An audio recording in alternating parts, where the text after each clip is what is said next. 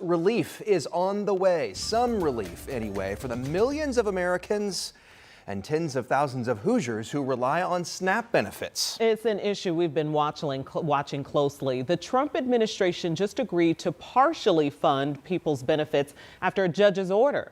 So what does all this mean for families who rely on that money for food? Jenny Runovich has actually been looking into that today. So first off, why the change from the White House? Yeah, this was a judge's order. Federal judges basically told the Trump administration, you have to pay out SNAP benefits.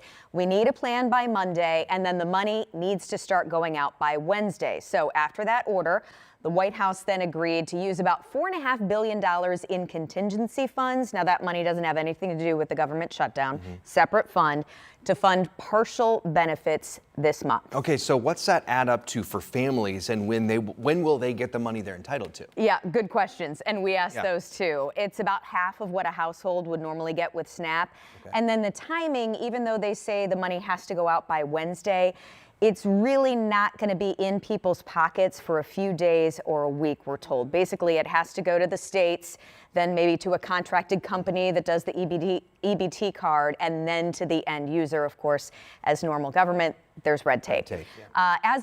For the percentages and payments, those depend on the individual as the Trump administration rolls out this money. But figure if your normal benefit is $200 a month, you'll get about $100 for November.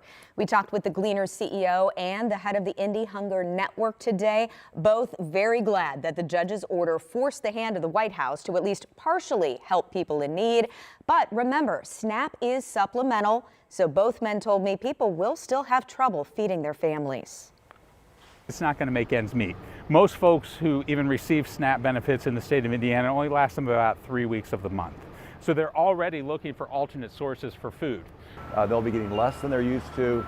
It'll run out sooner than they expect it to. We don't know what's happening next, which is part of the reason why at Gleaners we're keeping our foot on the gas to take a lot of the measures we announced last week, plus some new ones to help our neighbors in need.